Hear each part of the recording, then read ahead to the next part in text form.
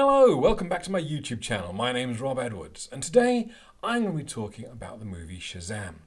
I'm going to tell you the things that I liked about it, the things that didn't quite work for me, and a general sense of the film overall. I'm going to start spoiler-free, but there are a couple of things I want to talk about which are in the sort of spoiler territory, so we'll talk about those later on in the video. I'll give you plenty of warning before I go spoiler mode. Now, if you've watched my other superhero-related videos on this channel, you've probably worked out by now that I am something of a DC fanboy. That's not to say I don't like Marvel. I'm not one of these people who are kind of binary on this. I like both. But if I have to just watch one thing or I have to just read one thing, it will tend to be a DC property. In fact, even my comic buying, since moving to Finland, I've cut back on my comic buying. I still do pick up some DC titles from time to time. I don't remember the last Marvel title I picked up. Must be quite a while ago anyway. So DC is my brand of superhero of choice. So every time there's a movie, I'm generally going pretty excited for it. I've enjoyed most of the DC movies more than the average moviegoer, I expect. In fact, come back later in the week. I might do a video on my takes on the modern DC movies and just share my thoughts overall with those. Anyway, so I went into Shazam with high hopes, not just because I am a DC fanboy and that I know the character Shazam. I will, at some point during this video, call him Captain Marvel, almost guaranteed to. If you don't know why, that I might talk a little bit about that too. But I am a fan of Captain Marvel, Shazam. I'm also a fan of Zachary Levi. I watched Chuck religiously. In fact, I'm right in the middle of a rewatch of Chuck at the moment. Actually, in the middle. I've just started series of 5 of Chuck. I was watching it in sort of preparation for Shazam somehow, and I really do enjoy Zachary Levi as a performer. So I was pretty excited going into Shazam. My wife, who came with me, has no connection to the character and no particular connection to the actor either. So she was much more of a clean slate coming into this movie. So, what's my general take? How did I enjoy the movie Shazam? I rather liked it. I wasn't as blown away by it as I'd hoped. And actually, I think that's kind of deliberate on the part of the director and scriptwriter. It's a smaller film than a lot of recent superhero movies. It's quite self-contained. I mean, there's plenty of references to Batman and Superman and Aquaman and characters from around the DC universe of films. But it's not... The stakes are quite personal, although arguably the threat is global, but it's couched in a very personal term. So it's quite small scale, it's quite self-contained, it's in Philadelphia, set in Philadelphia,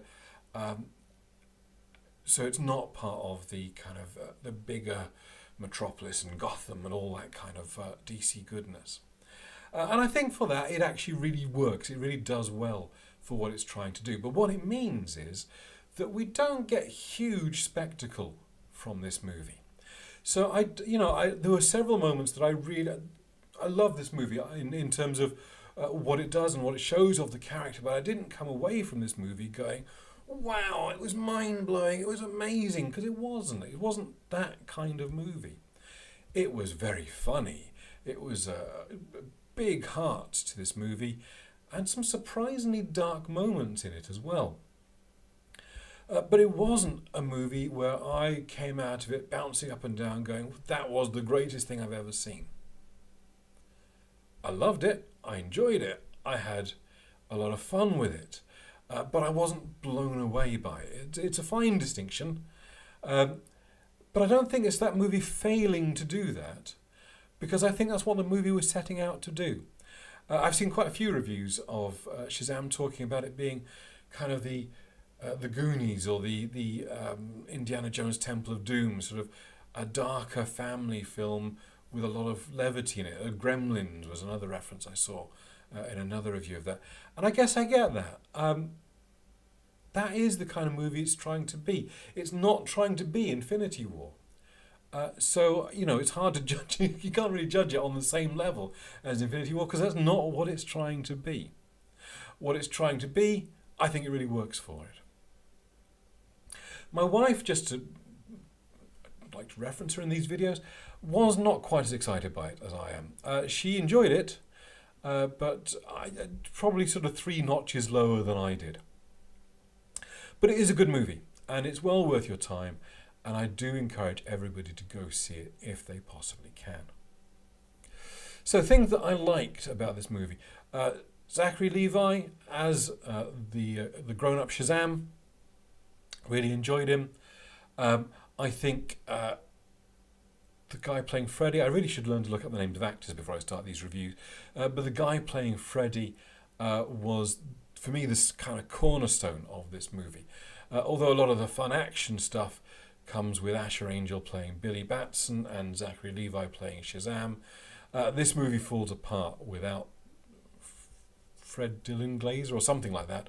The guy playing Freddie Freeman, anyway. Jack Dylan Grazer. Anyway, the movie falls apart without his performance, and he is great in it. In fact, one of the things that the film does really well is this kind of finding your family, not necessarily relying on blood relatives to be your family, but to find the family that works for you. And this theme of foster families and fostering really does add a lot of heart to the movie. And I think that's where it really plays its strengths out. I think there's a lot of funny gags in the middle of the movie where Shazam is trying out his newfound powers. And a lot of them, I think, are gags that you'd like to see. They're ones where, if you were a kid who suddenly got these superpowers, you might do some of the things that are done here. In fact, there's quite a Spider-Man vibe on it. The early on, Captain Marvel Shazam is using his powers for self-gain, basically. He, goes to buy beer. He does the things that a 14-year-old kid suddenly looking like an adult might do. And part of that is showing off his powers in sort of busking to earn some money or selling selfies. This is someone who is looking at this world through a different lens than perhaps a grown adult coming into these powers might. And just like Peter Parker in the original comics, it's only really when he lets a villain away, essentially. It's fair to say without spoiling things? Yeah. That he learns the importance of taking that responsibility. You could almost tag on the famous Spider-Man line, which I won't repeat, into this movie and have it apply equally. The things which didn't work for me, there's not much. I think the villains could have been stronger. I want to talk a bit more about that in the spoiler talk. The main villain that we've seen from the trailers, Dr. Sivana, played by Mark Strong. It's hard to beat a Mark Strong villain, to be honest. He does it very well. As someone who's recently watched the Green Lantern movie back again, it's quite hard not to get Sinestro confused with Dr. Sivana. I mean, they're very different characters, but they sound very similar and have quite a similar look. Both of them look quite a lot like Mark Strong. Yeah, so there we go. That's my non-spoiler version. Go see it. It is a lot of fun. But don't go in expecting huge spectacle. Don't go in expecting to be blown away by it. But it is a fun, enjoyable, funny, and at times dark movie-going experience. And I do think you will enjoy it. So let's talk a couple of spoilers. First of all, let me get back to this whole thing with the villains.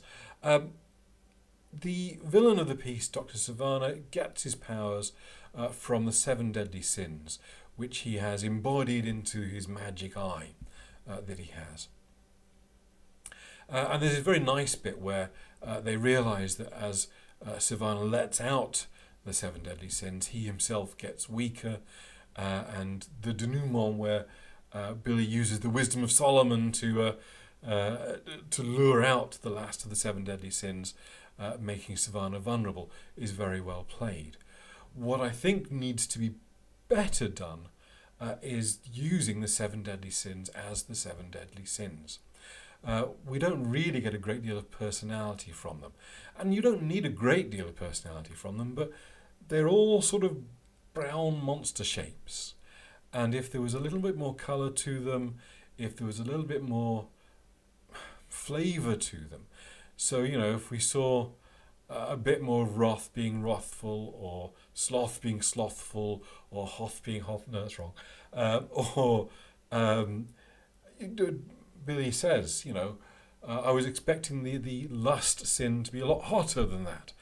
I'm not sure that I would necessarily say that, but I wanted to see more distinction between the sins, as opposed to them all looking slightly different, but essentially doing the same thing. So that's my one gripe, sort of from a villain standpoint, really. A couple of things I really loved. There was Zachary Levi at one point is doing a sort of serious. Actually, does it twice, and the first time he does a serious face, and it's sort of big frowning. And the first time I saw it, I thought, oh, wow, that's a weird choice he's made there. But when he did it a second time, I realised it's not, of course, Zachary Levi making that acting choice, that it is Billy Batson trying to look mean and not really getting it, and not really being able to pull it off. And the first time he did it, I was a bit kind of, but the second time he did it, I really laughed. I thought it was very funny. And the other thing which I thought was very funny in terms of actually two other moments I thought were really funny towards the end of the movie. First of all was when Sivana and Shazam are facing off against each other, sort of a city block apart, and Sivana is doing his monologue and Shazam just can't hear him, which, it's the sort of thing that would never even be done in a normal superhero movie, because it's not the villain monologues and the hero responds, and they are a long way away from each other. But in this movie, he just can't hear him, and I thought that was very funny. And the end credit with Mr. Mind making an appearance. Madness. Loved it. Brilliant. I can't believe they're doing Mr. Mind as Mr. Mind from the comics. The one HeroClix figure I have, which is basically real life size.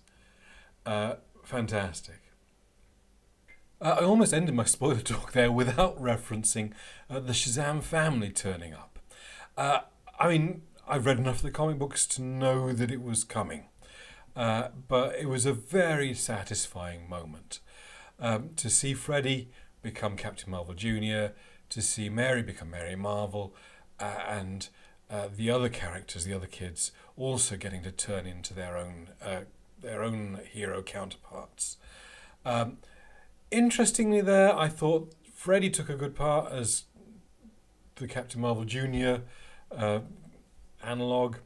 I thought Darla, Darla as a young kid and Darla as the grown superhero, were both brilliant. And I thought Pedro and Eugene as their older counterparts were really good as well. Mary Marvel and Mary, the both in the young form and the older form, she was a bit of a nothing character in the entire movie. She gets to be the sort of steady one. She gets to be the sensible one. And sensible isn't very interesting. And considering that Mary Marvel is from the comic books going back a while, she is kind of on a level with Billy, with Captain Marvel. And I think it's very strange they didn't do more with her. And hopefully they will come the sequel, if there is a sequel, which I very much hope there will be. Anyway, so there we go. That's my thoughts on Shazam. If you want to see more on me and general geekery, check out the Geek Week, which I will sometimes finish. If you want to find out more about me as a writer, check out the box over there. Thanks for watching, and I'll see you later. Cheers.